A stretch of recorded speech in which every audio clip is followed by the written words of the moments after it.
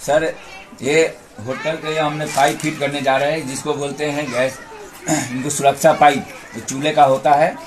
ये होटल के लिए हम तैयार कर रहे हैं इसको, इस पाइप को होटल के तैयार कर रहे हैं। और ये हमारा पाइप है सुरक्षा पाइप, ये होटल के लिए।